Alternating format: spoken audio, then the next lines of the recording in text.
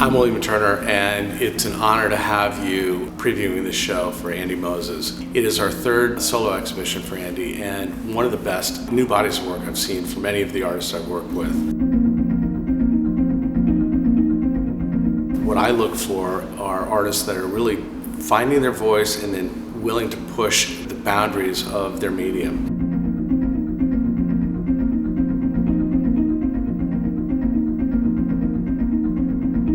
One of the things that struck me immediately about Andy is his incredible commitment and vision as an artist.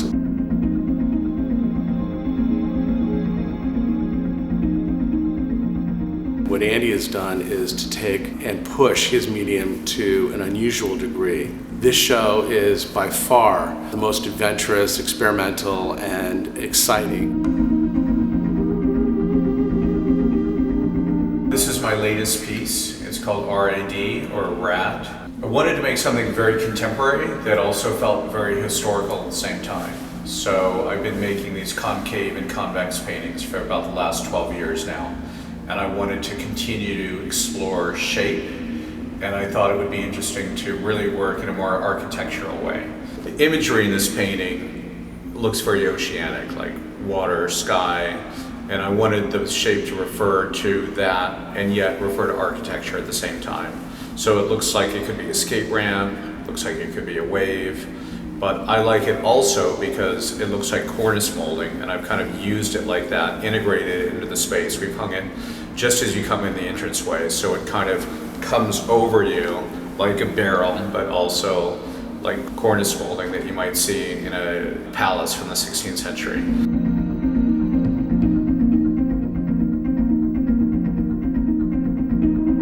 What really engages me about all of your work, and particularly this show, is that requirement of engagement from the viewer. You can't take these pieces in one take.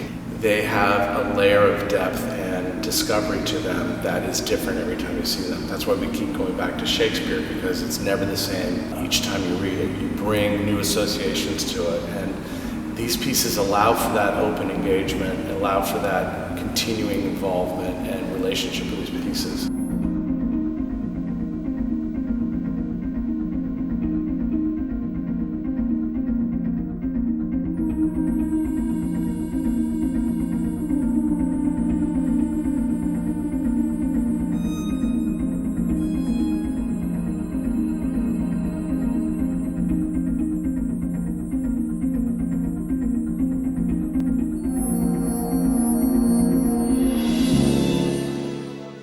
I consider myself almost a postmodernist painter.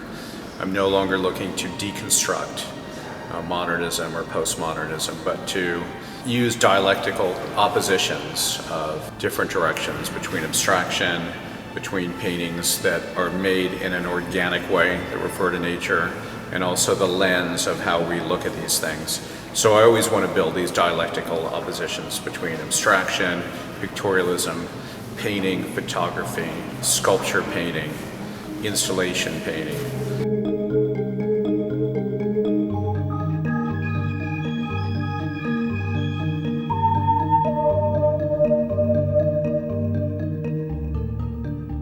I want to create a space that you can inhabit that's always shifting. So I like this kind of sculptural element, and I work a lot with these paints that shift and interfere, so you do have to walk around it and that it's always shifting.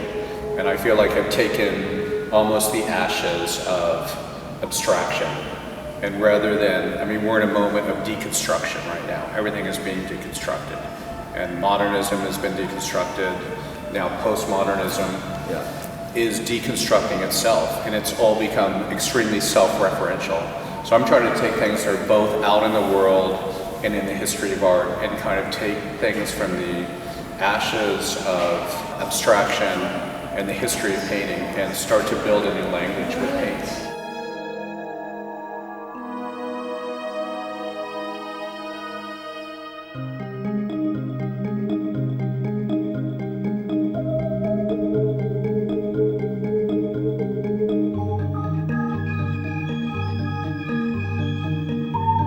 What I see that's really interesting what you've done, because a lot of the early light and space artists like Robert Irwin, Larry Bell, Fred Eversley, Dwayne Valentine, they used the artwork to catalyze the space around the piece so that the artwork was a catalyst. You've kind of brought that back into the piece itself so that you still have very much, you're playing with notions of the shifting qualities of light and the spatial references and how they engage us as beings in the world, but you're doing it within the confines of space of the painting. You've done that particularly with this piece, with a concave canvas.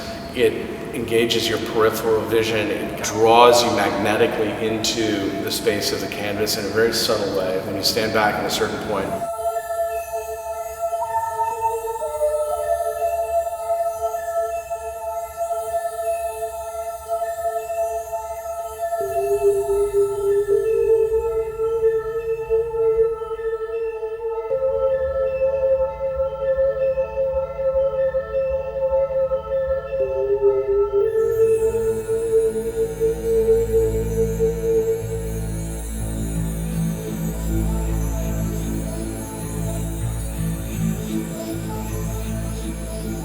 What's great to me as a dealer is to see how people react to the paintings so similar to the way I react to them. At first they'll take it head on, oh, that's kind of interesting, and then they say, oh, wait a second, if I move a little bit to this side, I get a completely different read, and they immediately become involved with them, almost the way you would with to really fully engage with a sculpture or an installation piece.